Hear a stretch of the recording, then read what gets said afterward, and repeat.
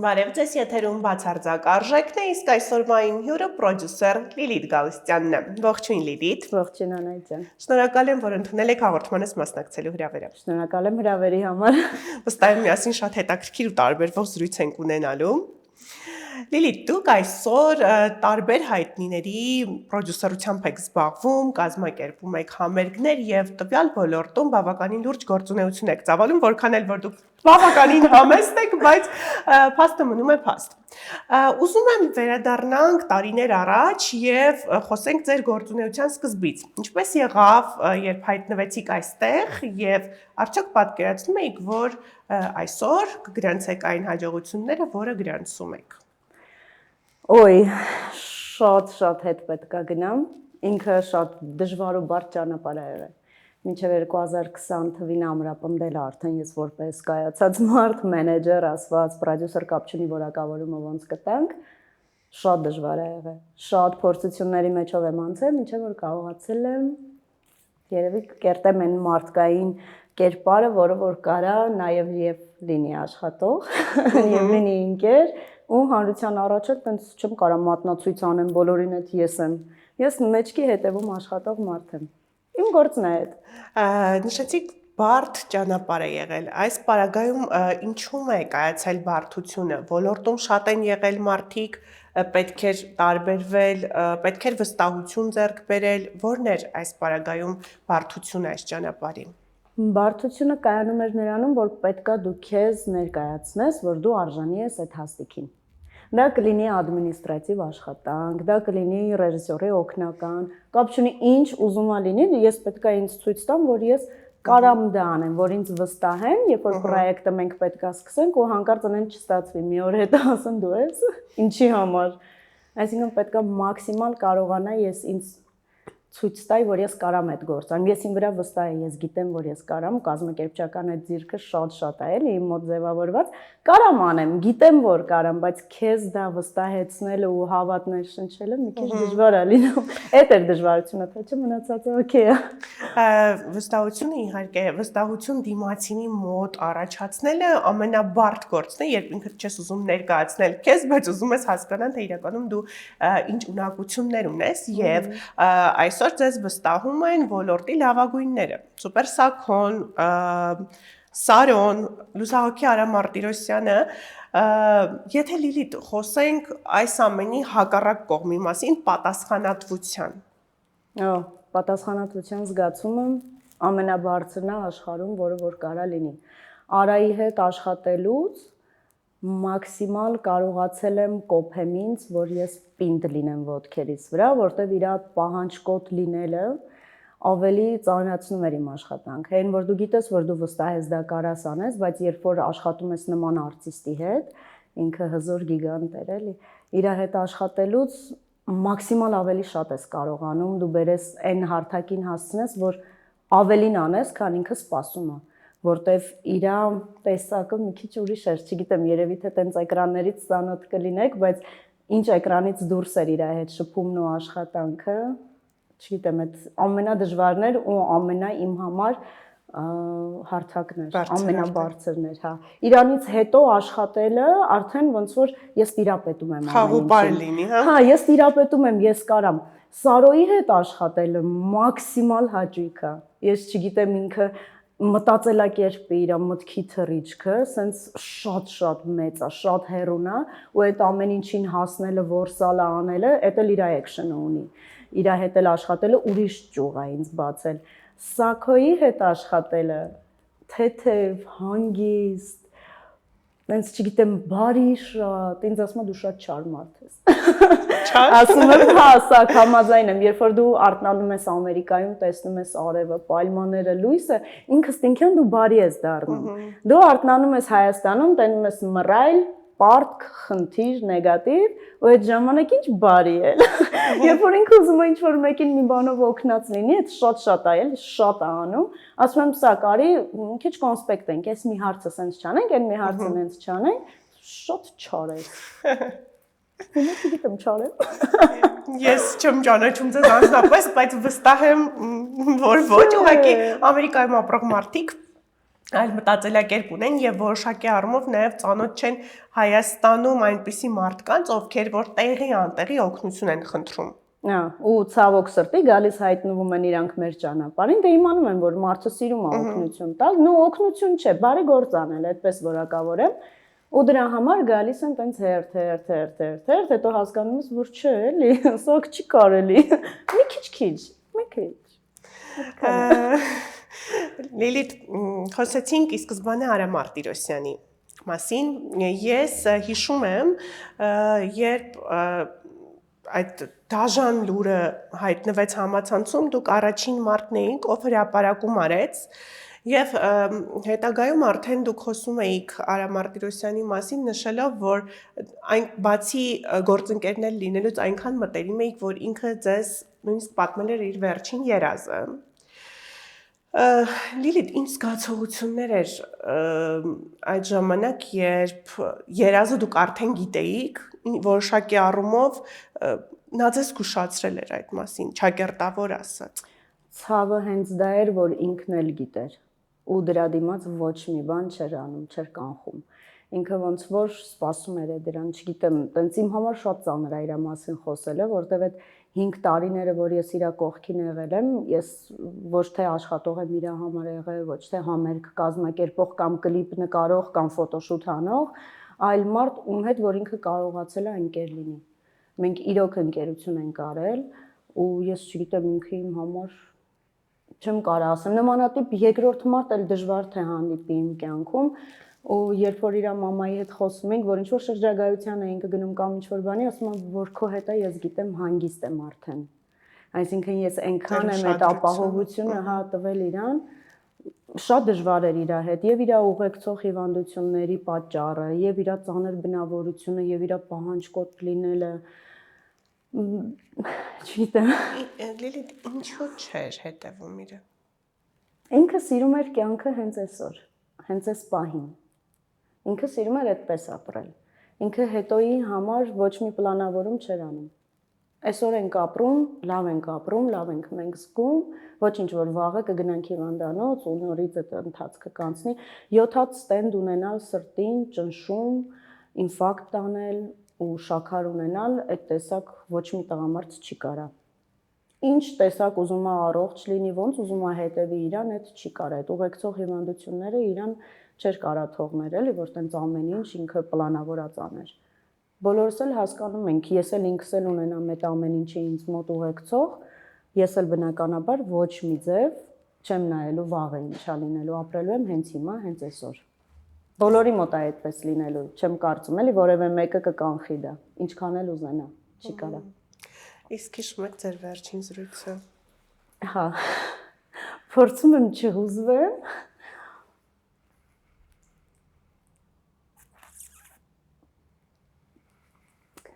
Չգիտեմ։ Իր հետ ուրիշ է կապը եղել։ Ինքը անգամ իմ աղջկա հետ շփման մեջ, ինքը շատ սեփականատեր տղամարդ էր, իմն են ու վերջ։ Այդպես էր դիտարկում, ես պետք է իր հարսանիքը անեմ, ես պետք է ընտրեմ ինքը ում հետ է ամուսնանալու, ես պետք է երգեմ իր հարսանիքին ու սենց նմանատիպ բաներ, ու հետո չգիտեմ, հարազատ հոգի կորցնելը դժվար է, որտեվ ինքը ստեղից էր։ Խոստումներ տվեց ու տեր չկանգնեց իր խոստացածին։ Խոստացավ, բայց չարեց։ Բոլորիս է տենց արել, իր ընկերական շրջապատին էլ, բոլորիս թողել է այդպես։ Մենք իր վրա շատ էինք հենված, շատ։ Ինքը իր գնալուց հետո թևաթափ եմ եղել։ Ձեր գրառումներից դա ակնհայտ էր։ Ձեր Instagram-յան էջին հետևելով պարզ էր, որ կարծես դուք եղբայր կորցրած լինեիք։ Հա։ Ուզում եմ հիշել վերջին խոսակցությունը։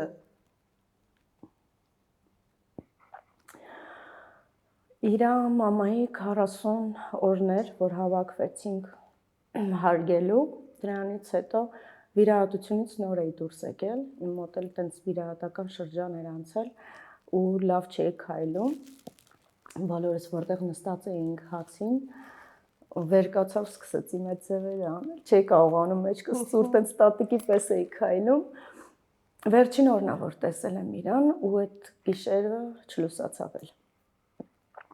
Ու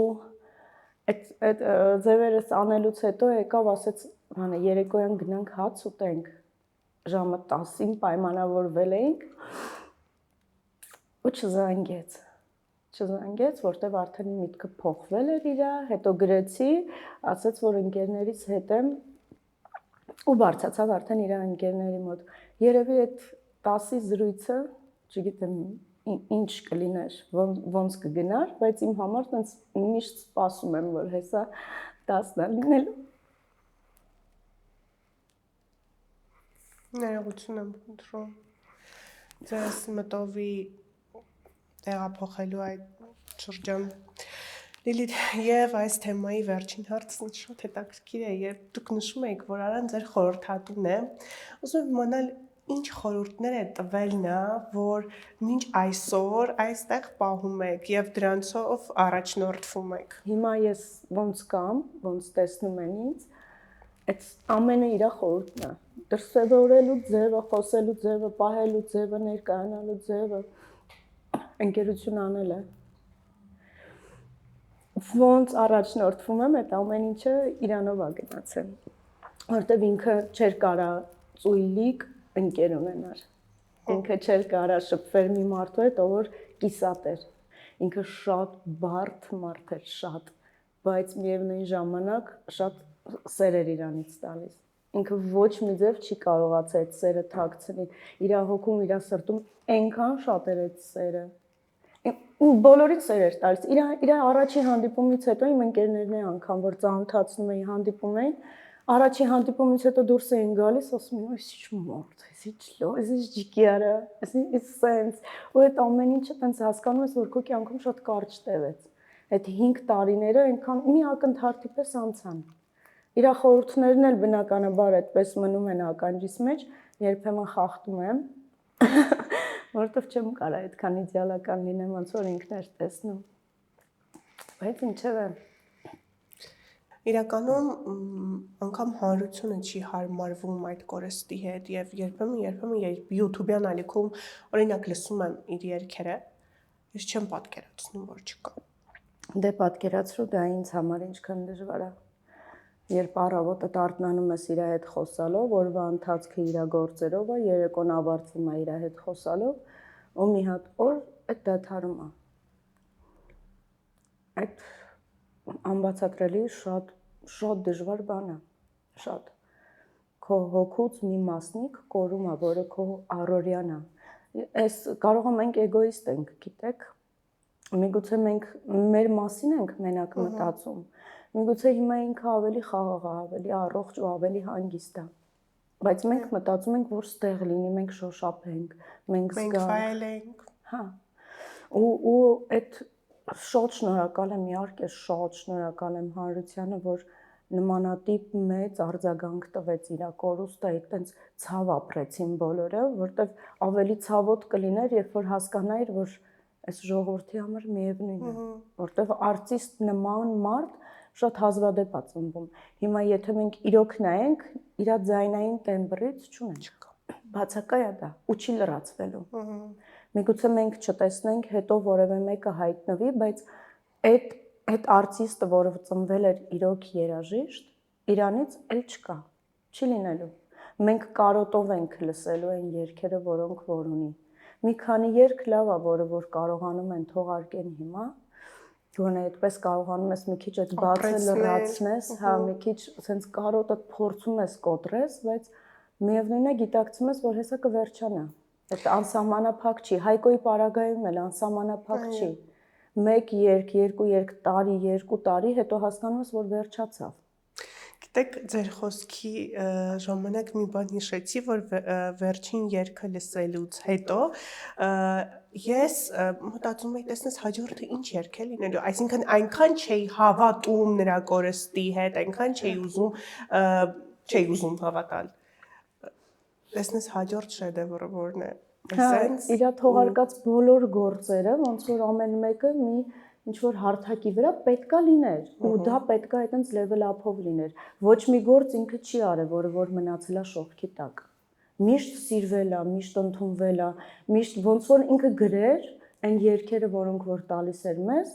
քո ապրած կյանքից։ Ոնց որ գիտակցեր ինքը հասկանար դու ինչ ես ապրում, քո ներսի սերը, ցավը, զգացմունքը, կարոտը ինչա, ու քո ապրածը ինքը գրեր։ Ու այս երգերը, որոնք որ ինքը արել է, բոլորը ոնց որ մարդու իր հենց իմ ապրածը լինի, քո ապրածը լինի։ Ու դրա համար այտենց մեծ տարածում սեր վայելել, այդ բնականա այտենց պիտի լիներ։ Ուրիշ ձև չեմ պատկերացնում իրան։ Էլի եմ ասում, ինքը թերի ոչ մի բան չէր անում։ Մինչև չմարսեր այդ ամեն ինչը լիաթոք չհասկանար իրաննա, ինքը այդ ոչ միտեղ չէր մտցնի։ Այդ չգիտեմ ինչ ֆենոմենալ տղա է։ Վստահ եմ Արամ Մարտիրոսյանի մասին խոսելիս մենք կարող ենք անverջ խոսել, բայց ուզում եմ մի փոքր անդրադառնալ նաև ձեր գործունեությանը։ Ես նկատել եմ, որ գրեթե բոլոր համերգների ժամանակ, որոնք դուք եք կազմակերպում, երբ ձեզ արտիստը հրավիրում է բեմ, համեստաբար շատ արագ փախչում եք այդ բեմից, կարծես չուզենաք, որ խոսեն ձեր մասին եւ առհասարակ կարծես ուզում եք դուք մնալ ստվերում եւ անել ձեր աշխատանքը կադրից այն կողմ։ Իմ աշխատանքը է դա, կադրից այն կողմն է, իմ աշխատանքը բեմի հետևն է։ Այսինքն այդ ամեն ինչը կազմակերպել, բեմ, լույս, ուկ, այդ սաղ այդ ամեն ինչը կազմակերպել, վերջում որ ասում է 50,000 հոգի մարդ է կանգնած, ասում արի։ Դու այս Երբ որ 10 հոգու դիմաց ես բարձրանում, ինքդ սկսում ես կաշկանդվել, չէ՞, որ պետք է ես ճիշտ եմ հագած, ես ճիշտ կխոսամ մազս, դեմքս, սենց ու մեկ է նայում ես, ասին 50,000, 30,000 հանդիսատես ու բոլորին ասում է ծափ տվեք։ Սենց մի հատ ներսդ խառնվում է իրար, հասկանում ես հաստատ դու արժանի ես հենց հիմա այս ծափերին, ներսդ սկսում է բախումներ ինքդ քո հետ, հետո դուրս ես եկել, արդեն всё դուրս եմ եկել, ես պետքա խոնարհվեմ, շնորհակալություն ասեմ ու շուտ գնամ։ 3 վայրկյան։ Ես նայելով տեսանյութերը նկատել եմ, ամենաշատ ձեր բեմում եղած վայրկյանը դա 3 վայրկյանն է եւ նկատել եմ Սուպեր Սաքոյի հետ ունեցած այդ հատվածը, երբ Սուպեր Սաքոն նշեց, որ ամենաշատն եմ սիրում Լիլիթին, բայց միևնույն ժամանակ զզվում եմ։ Ուզում եմ հասկանալ ինչ է կատարվում կադրից դուրս եւ Ուրեմն Սաքոյի համերգը առաջինը անում ենք օպերայի բակում, ունենք 50,000 հանդիսատես։ Բնականաբար այդ մարդկանց համար լույս, բեմի չափ, երաժշտական այդ մազվուկ, մի խոսքով ամեն ինչը որ դնում ես պետք է մաքսիմալ մեծ լինի, որ ով որ կանգնած է հյուսիսային պողոտայում, ինքն էլ լսի դա ու հասկանա, որ այդտեղ որակային ինչ որ հա։ Ասում եմ լավ, հիմա Սաքոն գալիս է Սաքոյի հետ աշխատել, հա, իմ ներվերի կծիկն է։ Իրա հետ աշխատելը գիտեք ոնց է, գալիս է ինքը զադաչան տալիս է ու գնում է։ Էլ իրա հետ չես կարա քննարկես, էլ չես կարա հարցնես, վերցնես, դնես, ինքը արդեն տվել է ինչ պետքա դու անես։ Ու դու այդ ընթացքում հանկարծ հասկանաս, որ կարող է ինչ-որ մի քիչ սենց ալիքներ լինի, սակ գիտես, ես ինչ եմ անում, ինձ մի զանգի, արա, մի ասա, արա, մի քննարկի, արա, դու որոշի արա ու այդ ամեն ինչը թողում է ին վրա, ու դու հասկանում ես, որ հեսա վերջի րոպեն է գալու, կանգնելու է բեմին նայի, տեսնի մի բանը դուրը չի գալիս, ասի բխի չես հարցրել։ Ու տենց մենք սկսում ենք ամեն օր, այդ սկզբնական տարիներին էր էլ, որ տենց ատում էր ինքը ինձ։ Թե հիմա շատ, չգիտեմ, մենք արդեն շատ ենք սովորել իրար։ Մենք կարանք չխոսանք իրար հետ, ընդհանրապես համար ուղարկի ու անում, ու ես տակիսախ բացվածքով ամեն ինչը անեմ։ Ինձ ասում են մենք Դուբայում համերգ ունենք, ասում եմ օքեյ, հեռախոսի համար։ Մենակ համարը տալիս, ինքը ոչ մի բանից էլ տեղյակ չի լինում, թռիչքի օրը գալիս է, իջնում ենք այնտեղ։ Մենք չգիտեմ, Վրաստանում համերգ ունենք, օքեյ, համար։ Սպորտում ուզեր Լիլիթ ունենալ։ Հա, ես իրանց շատ շնորհակալ եմ, այդ արտահայտությունը իրանք անում են, որ մենք ուրախ ենք, որ քեզ ունենք, որովհետև, չգիտեմ, մաքսիմալ ես իմ գործը կարողանում եմ անեմ, այդպես ասեմ, էլ ես եկել եմ աշխատելու, ու ես աշխատում եմ, ես չեմ եկել ժամանակ ծախսեմ այնտեղ, չեմ եկել գումար վերցնեմ ու ոչ մի բան չտամ, ես եկել եմ աշխատելու, իսկ այդ դեպքում նման արտիստների հետ աշխատելուց դու պարտավոր ես, ուրիշ տարբերակ չունես, ամեն ինչը ավելի լավ անելու, քան կարաս պատկերացնես։ Դրա համար այդ առաջի օպերայի բեմից հետո երկրորդը Շահումյանի հրապարակում, հետո Թալինում, մի խոսքով հետո արդեն դե երկրից դուրս համերգները, չհաշված մեր փարթիները, որոնք որ արել ենք արդեն փակ, տենց չգիտեմ, էլ չի զզվում, սիրում էին։ Կարևորը Ես իրանք ասեմ, որ անպայման մի հատ վիդեո անի, որ էլ չի զզվում, սիրում է։ Ինքը մի հատ նկար էր գցել Հայաստանի ամենաաշխատասեր աղջիկը։ Այդ ամեն ինչով ինքը ամեն ինչ ասել էր։ Այդ մի հատ տող գրելով արդեն པարզ էր ինքը ինչ մոտեցում է տալիս ինձ։ Ու ես այնքան հպարտ եմ, որ ես կարողացել եմ 3-ի հետ աշխատեմ, որ իմ համար սենց իրոք չգիտեմ, ամենանը սիրում եմ իրանց շատ։ 24/7, որ վարկյանին ինչ պետք լինի։ Ես դա ուզում հարցնել, ինչպես եք հասցնում։ Հա։ Ինչպես եք կարողանում լինել բոլոր տեղերում եւ լինել անթերի։ Ուրեմն մի անգամ է դժվարություն իմ կյանքում եղել, երբ Մոսկվայում համերգ պետք է տայինք, որտեղ Սարոն էր Թովմասյան, Արան էր Մարտիրոսյան եւ գլխավոր հյուր Սաքոն էր Սուպեր։ 3 իմ արտիստները, իմ ամենաթանկ մարդիկ մի բեմի վրա ու ես մենակ։ Ես պետք է հասցնեմ մի գրիմյորկայից մյուս գրիմյորկա մյուս, Սաքոն մոտեցավ, ասեց. Լիլ, ինձ ոչ մի բան պետք չի, տեսավ այդ աժոտաժ այդ խառնվածը, Արան իր բարդ բնավորությունը, որ դու իմն ես, իմը պետք է անես, Սարոն մի հատ շուտ էս կոստյումները կարգավորի, մի հատ երգը, մի հատ Սաքոն մոտեցավ, ասեց, հենց իմ բեմ դուրս գալու ժամանակը գա կասես գրիմյորկես ստեղ է։ Մտավ, ես էլ չեմ հիշում, որ Սաքոն մի հատ հարցով դիմաց լինի։ Հենց իր բեմ դուրս գալու ժամանակը մոտեցել եմ իրան։ Այդ ընթացքում կիսվում է ես տեղերի վրա։ Պահանջատերերի մոտ։ Հա, մի խոսքով, այդ ամենաառաջնային դժվար իմ փորձությունն է եղել։ Նրանից հետո քանի որ իրանք զուգահեռ չէին թողարկում նոր երգեր, զուգահեռ չէին կլիպներ նկարում ու համերգներ տալիս, այդպես ինձ հեշտ է ավելի շատ, սամասաբար դառնում է հեշտ։ Կարողանում եմ մի գործ անեմ, հետո մյուս անում, հետո մյուս անում։ Եվ ես նկատել եմ ամենավերջին այսպես ինտրիգային պոստը,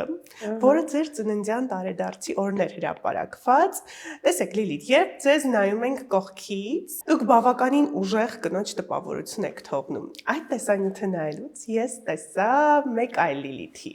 փոքրիկ Լիլիթի, ով շատ խոցելի է։ Իրականում հեշտ եք խոցվում։ Եթե ինձ մտերիմ մարդը, հա, եթե իրան հոգուս մոտ եմ թողում, հա, եթե ես ընկալեմ, որ ինքը իմ ընկերն է, իր փոքրիկ արած բաց թողումից, տակնո վրա եմ լինում։ Ես շատ եմ նվիրվում, շատ եմ տալիս, շատ եմ անում, արտաքին աշխարհի համար ես չեմ կարա ձիգ կին չլինեմ։ Ես 17 տարեկան աղջիկ ունեմ, ես պարտավորվածություններ ունեմ իմ առաջ, չեմ կարա դրսում սենց հա, ինչ-որ հոսքի հետ գնամ ու չերևամ չառանձնանամ, դա իմ տեսակը չի, ես պետք է լինեմ ես, կապ չունի լավը լինեմ ես եմ, վատը լինեմ ես եմ, բայց ես եմ, չեմ կարա տենց ձուլվեմ էլի, ու խոցվել, հա, եթե թողեմ մոտիկ ինձ, եթե սիրեմ իրանց ու հանկարծ մի բան նկատողություն անեն, որը որ արդարացված չի, Ինչի եք հուզվել այդ տեսանյութում, ինչն էր ձեզ հուզել։ Ինձ դժվար էր առանց Արայի տարեդարձ նշելը։ Ես այդ երգը, որ երգում էր, ասում էր, այս երգը Միմիի հարսանիքին եմ երգելու։ Ու ինքը իմ մոտ սենց ոնց որ պարտավորվեցնող բան լիներ։ Ինքը մի հատ երգ ուներ իմ տարեդարձին թողարկեց, նվեր արեց, ինքը սենց իմ համար շատ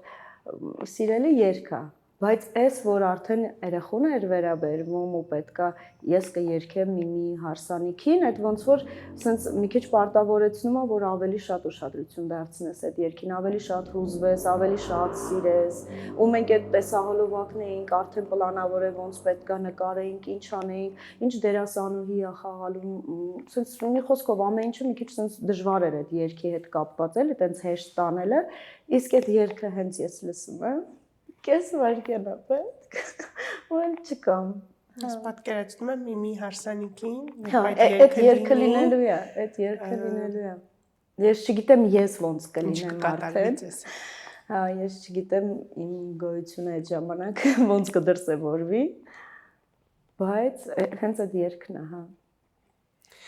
Քչերը կպատկերացնեն, որ դուք 17 տարեկան աղջիկ ունեք, որովհետև բավականին երիտասարդ, բավականին գեղեցիկ ու կյանքով լեցուն եք դուք։ Լիլիթ, դուք տարիներ առաջ եք ամուսնալուծվել ու սովորաբար երբ կինը ամուսնալուծվում է կամ անձնական կյանքում որոշակի դժվարությունների միջով է անցնում ու ունենում է աղջիկ երեխա, ավելի շատ է դողում, հա, այսպես ճակերտավոր ասեմ, աղջիկա ճակատագրի, աղջիկա քայլերի ու առհասարակ աղջիկա վրա։ Եթե ես տղա երեխա ունենա, երևի թե այս կյանքը, որը որ հիմա ես ապրում եմ, դա չի ապրի։ Տղայի ժամանակ մի քիչ ուրիշ ձև եմ ընկալում։ Աղջկա դեպքում ինքը քո խոցելի մասն է, ինքը քո նրբությունն է, ինքը քո անունն է, ինքը քո դեմքն է, ինքը աղջիկա։ Ինչքան էլ որ չգիտեմ, բոլոր տղամարդիկ ուզում են տղա ունենան, իմ երազանքը եղել է, որ ես աղջիկ ունենամ ու 8 ամիս ինձ ասում էին տղա է ծնվում։ Ես ստրեսների մեջ, sense ինչ-որ տանջվելով, բայց ծնվեց աղջիկ, ասում եմ Աստված ջան, այնքան շնորհակալ եմ, իմ ուզած երեխուն ես դու ինձ տվել։ Ու հետո ամուսնալուծություն 2010 թվականին եմ ամուսնալուծվել։ Բավականին հեռավոր անցյալում։ Հա, 2 տարեկան էր ինքը ու այդ ժամանակ ես ոնց ասեմ, կամ իմ փոխարեն եթե լիներ այլ աղջիկ, որը թույլ բնավորություն ունենար, երևի նոր այդ ժամանակա ձևավորվեի իմ այս ծիկ բնավորությունը։ Մինչև այդ ես եղել եմ համեզ, սուս, ասել են հակի կեր, կտրի մազերդ երկարացրու, ասենց շատ ենթարկվող եմ եղել, չգիտեմ ինչի։ Ամուսնալուծությունից հետո ասացի մի րոպե, ես ունեմ պատասխանատվություն իմ դիմաց ու ես պետքա տանեմ դա։ Ամենաառաջին աշխատանքս, որ արել եմ, որ ոչ մեկ չգիտի, առաջին անգամ եմ ես ձեզ ասում։ Ուրեմն 2500 դրամ էի վարձատրվում ամբողջ աշխատանքային այդ 8 ժամի համար։ Տպարանում փաթեթավորման այդ տոպրակները, որ նվերներ ենք տանում տալիս, դրա նայրիտով այդ կլեներն էի կպցում։ Գալիս էի տուն, այդ նայրիտի հոտը քթիս մեջ 2500 դրամ ունեի, 500 դրամին լավ մածունը կառնեի, ես կանեի 2010 թիվ, մի հատ հիշեք, 2000 դրամ դե կթողեմ, որ մաման երեխու ծախսեր բաներ անի ու էլի առավոտը գնամ, դրանից հետո մի անգամից sense կտրուկ փոփոխություն ծաղիկներ։ Ինչ կապ ունեն իրար հետ։ Հետո սկսեցի ծաղիկների ոլորտում էլի աշխատել ու տերը խանութի տենց շատ լավ պապիկ էր, շատ լավ։ Ինձ ասեց, բանա, արի դու մտի դիզայնել սովորի։ Արի, ափսոս ես էլի, որ գաս խանութում ուղակի սրահի վաճառողուհի աշխատես, 3000 է ետերը ստանում։ Ասեց, արի դիզայն սովորի, սկսեցի իր մոտ արդեն այդ դիզայն բանը սովորել, մի տարի աշխատեցի իր մոտ ու առաջարկ արեց, որ խանութ ա բացում ու ուզում ա ես տնօրինեմ։ Սենց չգիտեմ, դες փշակաղվեցի հիշեցի Գագոջաջի շատ լավ մարդ է ու ասեց ուզում եմ որ տնօրենը լինես այդ խանութի իմ համար այդ ես 2500 3000 դրամ աշխատող մարդ ով եկել է սովորել ընդհանրապես դիզայն ու կարողանում է վաճառք ապահովի որտեվ կոմունիկացիա հաճախորդի հետ կարողանում եմ ստանալ ու խանութի տնօրեն ասեցի, հո իհարկե կարող։ Այո, ես կարամ։ Գնացի այդ խանութ աշխատելու դրանից հետո եկա մյուս խանութը աշխատելու արդեն ուրիշ մարդկանց մոտ։ Նու անունները չտամ, բնականաբար տենց գովաստ չանեմ։ Մի խոսքով աշխատեցի, այնտեղից հետո երրորդ խանութը գնացի, այդ երրորդ խանութից առաջարկեցին Մոսկվայում աշխատեմ, իրանց համար էլի սրահ բացեմ։ Ասում եմ, «Неужели ես այսքան կամ»։ Հետո ասում եմ, «Լավ, մի րոպե, ես երեխուն ո՞նց եմ թողում գնամ»։ 2 տարի չեմ ապրել Հայաստանում, Ռուսաստանում եմ ապրել, Մոսկվայում եմ եղել, ու 2 տարի այնտեղ աշխատելուց ասում են 90 օրը որ լրանում է պետքա հետ գաս Հայաստան նորից գնաս, անպայման գամ 3 օրով հետո լինեմ, գնամ, որտեղ այնտեղ մենակ եմ ապրում, առավոտից գիշերը աշխատում եմ, հետո ասի մի րոպե, եթե ես նպատակ ունեմ, որ երեխան ինչ-որ բանի պետքա հասնի, ուրեմն թող 2 տարի չտեսնի ինձ։ Փոքրիկ է, անենց չի որ կհիշի այդ տարիների ինչ-որ բան, մամայի մոտ եմ թողում, գիտեմ ապահով տեղ է։ Մի խոսքով ու հետո մի հատ բան ունեի որդեգրած իմ ուղեղի մեջ, որ եթե ինքը չունի պապա, ես պետքա լրացնեմ այդ ամեն ինչը, որ հանկարծ չգա հասնի մի հատ օր, որ ինքը նայի աչքերիս մեջ ասի, որ գիտես, ես եթե պապա ունենայի, այս բանը կունենայի, այս երկրում կլինեի, այստեղ։ Հիմա ինքը ասում է, ես ուզում եմ Անգլիայում սովորեմ, ասում եմ, օքեյ, մենք թռանք Անգլիա սովորելու։ Ինչի՞ չէ։ Բայց ինչի համար եմ աշխատում, ինչի համար եմ ես ամենը անում։ Հետո ուզում եմ այս երկիրը գնամ, խնդրենք գնացինք, ուզում ենք ուտենք, ուզում ենք հագնենք, ընկերների հետ էս անենք, ինչի համար եմ ես էլ այս ճանապարհը անցել, եթե ես իրան պիտի չապահովեմ։ Ինքը չափված, համեստ, զուսպ, երբևէ չակցենտավորված երեխա է։ Ինքը գիտի իր չափը, ինքը գիտի իր ցանկությունը, ինքը գիտի ոնց կուզի, ինչ կանի իմ հետ։ Դրսում իրան էլ որ տեսնեն երբևէ մի հատ բան եմ ասում, սա հիմա ափսոսում է շատ ինքը մարդիկ կան, չէ, որ անունավոր մարդկանց են տեսնում, տենց ֆեյսեր են public տեսնում, գնում են հետը նկարվում, ինչ որ բաներ, տենց ինքը Արայի հետ անգամ նկար չունի։ Հիմա ամեն անգամ հիշելուց ասում եմ ինձ գիտես ոնց է ցավում, որ ես չեմ նկարվել իր հետ։ Ինքը իմ շրջապատի ոչ մեկի հետ նկար չունի։ Ինքը չի սիրում տենց գնամ նկարվեմ կամ ասեն Լիլիթի աղջիկն է, ինչ որ տենց բան։ Սուս իր համար իր գործը։ Հիմա մամա ջան, ուզում ենք գնանք Դուբայ տեղափոխվենք, ես սովորեմ այնտեղ աշխատեմ։ Հիմա մաման երկընտանքի առաջ է կանգնած, ոնց է կարողանում թողնի ստեղի իր աշխատանքը, այնտեղ իր երախու ուսումը կազմակերպի։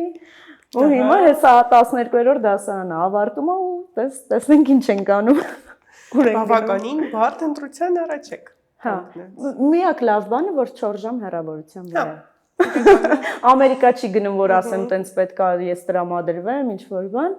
բայց եթե այնտեղ կարողացավ ինքը իր հիմքը դնի, ինքը իրան ինտեգրի, ես մենակ ուրախ եմ։ Ինչի՞ չէ։ Լիլիթ, նշեցիք, եթե երբ նա չունի պապա, ձեր խոսքում մի քանի անգամ շեշտադրված դա ասեցիք, պապան որևէ կապ չունի երեխայի հետ։ Մեր պապան որոշել էր, որ մեր բաժանությունից հետո ինքը պետք է չշփվի երեխու հետ։ Ես արգելք չեմ հանդիսացել երբևէ։ Ցանկություն չի եղել հակառակ կողմից։ Այսինքն 2 տարեկան երեխային տարի ու կես, ավելին ասեմ։ Տարի ու կես ապրելուց հետո այդ երեխայի հետ, այդ հղիության ընթացքը շատ բարդ հղիության ընթացք եմ ունեցել, այդ ամենը տանելուց հետո հա որոշվում է, որ մենք բաժանվում ենք, շատ դժվարությամբ ենք բաժանվում իրարից, շատ։ Բայց դրանից հետո որովհետև սիրելով եք բաժանվել։ Չէ, երևի թե ոչ ինքն է ինձ սիրել, ոչ էլ ես եմ իրան սիրել։ Հիմա անց բաներ եմ ասում, որ ոչ միտեղ սա երբևէ չեմ խոսել։ Ես շնորհակալ եմ շատ նման անկեղծության համար։ Իմ ընկերներից շատ քչերը կան, մի քանի հոգի, ովքեր որ կարան այս իմ պատմությունը իմանան ու հիմա ձեզ եմ ասում։ Իրա որոշումն էր այդպես։ Ես հարգել եմ այդ որոշումը։ Ինքը մեր ամուսնությունից մի տարի հետո ամուսնացել է, 6 տարի հետո երեխա է ունեցել, 6 տարի ես Աստծուն խնդրել եմ ամեն եկեղեցի գնալուց, որ իրան երեխա տա, որ ինքը երեխա ունենա։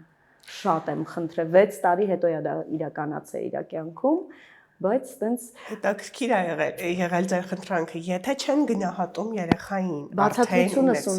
բացատրությունս ունեմ, որ ինքը երբեք հետ չգա։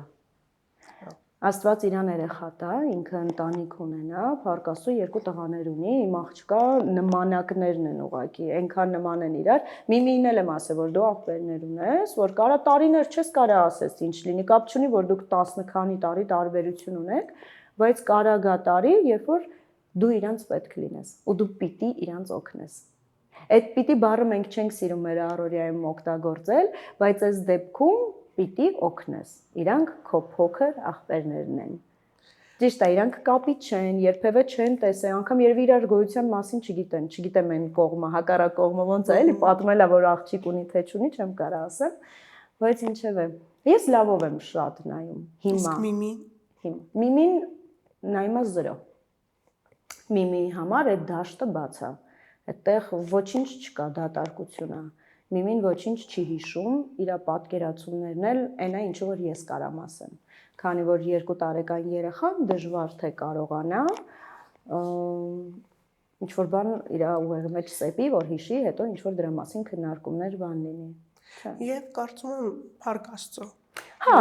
գիտեք, սենց ասեմ, այդ տարիների ընթացքում ես շատ ծանր էի տանում։ Բաժանված լինել, պիտակավորված լինել, 2010 թիվ, որ ամուսնացել բաժանվելա վերջ,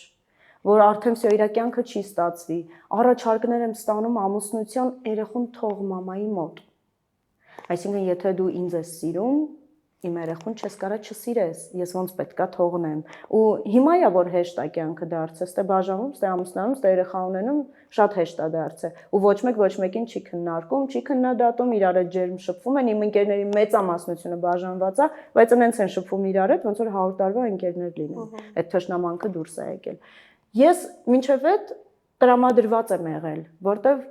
կյանքս է փչացրել։ Ինչի՞ չէ։ 19 տարեկան աղջկան վերցնել, տանել, կին սարքել, 3 տարի հետո թողնել, բախտիքը մահաճույքին ինքնահոս ոնց կապրի, չի լինում էդի։ Դրա համար իրան մեղադրանքս էդ է եղել։ Հետո եղել է իմ անուղեղ լինելը։ Ինչ 19 տարեկան երեխան ինչ ամուսնանալ, էլի միտքդ ուր է եղել։ Ասենք թողնես համալսարանը, գնաս ամուսնանաս, անունը ինչ դնես։ Հա վերցրիր այդ երեխուն գիրկդ, տան հոգսեր, կենցաղ, հետո։ Էդ էր մեր պիկը, այդ տարիներին թեպետ հա էդ էր, հիմա լավա որ էդ չի։ Հիմա միմին էլ եմ ասում, միմ ջան, մինչև 25 տարեկան կայացի։ Գործ արա, սովորի, հասկացի դու ինչ ես ուզում ու հետո քո տղամարդու կերպարը ստեղծի։ Ու եթե կգտնենք այտենց տղայի, որ դու հասկանաս, որ դու քո կոմֆորտ զոնայի մեջ ես, խնդրեմ։ Բայց եթե պետքա տենց պահի ազդեցության տակ, սեր խաղակ, ինչ որ բան է, արի չանենք։ Հիմա 17 տարեկան ես։ Իսկ դուք Ես երբևէ մտածել եք երկրորդ անգամ ամուսնանալու։ Այդ առաջարկները, որոնք որ եղել են, որ պետք է ամուսնանամ երեխա թողեմ, իրենք հիասթափացրել են ինձ, բավականին շատ։ Ու տղամարդու տեսակը իմ մոտ արդեն անձնական հարաբերությունների մեջ դարձել է, որ ինքը տենց ոչ մի բան չասող ինչ որ մի բան է։ Կինն է որոշում անում, կինն է գծում ճանապարհը, կինն է կերակրում ու կինն է հագցնում ճանապարհում դուրս։ Այո, եւ Բայց եթե ես այդ ամեն ինչը անում եք, դերեմ ինչ անեմ։ դա ուզում ասել, երբ կայացած եք, երբ արդեն ոչինչի կարիք չունեք, այն շրջանում, երբ իրականում կարիք էիք ունենում, տղամարդու, կարող եք հենվել, ում կարող էիք, ով կարող էր ձեր հոգսերը թեթևացնել, եթե այդ շրջանում չկար այդ տղամարդը, ապա ինչ անում նա այսօր։ Հա, չէ, հիմա եթե ես փորձեմ ընտանիք կազմեմ, դա չգիտեմ ինչ ֆենոմենալ տղամարդ պետքա լինի։ Ինձանից ուժեղ, գոնե բնավորությունով։ Ես չենթարկվող մարդ եմ, շատ չենթարկվող։ Անձնական հարաբերությունների մեջ իմ էշը կապրոնից է։ Ես եմ որոշում, ես եմ տանում, ես եմ ասում։ Բայց եթե մեկը կարա լինի ու էդի սաստի, ոյ, ես իրան կսիրեմ։ Հուսանք կգա այդ օրը։ Արդեն 37 տարեկան մեծ 17 տարեկան աղջկա մամա էլի ինչ օր գա։ Այսօր Եվրոպայում չենք ապրում 70 տարեկանում ես գտել եմ իմ կեսին։ Ասում մենք սիրուն զույգ ենք կազմում, տենց տատի պապի ապրենք։ Չէ։ Չեմ հավատում, չէ։ Եվ հաղորդման վերջում ուզում եմ հնչեցնել իմ ամենասիրելի հարցը, որն է ձեզ համար բացարձակ արժեք։ Բացարձակ արժեք ինձ համար որն է։ Երևի ազնվությունը։ Ամեն ինչի մեջ է ազնվությունը։ Ընտանիքի, ընկերների, աշխատանքի, ինքդ քո հայելու մեջ նայելու այդ ազնվությունը։ Ինքը իմ համար արժեք է շատ։ Ու պիկն է։ Այդ կորցնում են վերջ։ Այո։ Շնորհակալ եմ գալու համար, շնորհակալ եմ նման անկեղծ զրույց ունենալու համար, ձեզ նորանոր հաջողություններ եմ մաղթում։ Շնորհակալ եմ շատ։ Մերսի հրավերի համար։ Ես նույնպես շնորհակալ եմ։ Եթերում բացարձակ արժեքներ կհանդիպենք։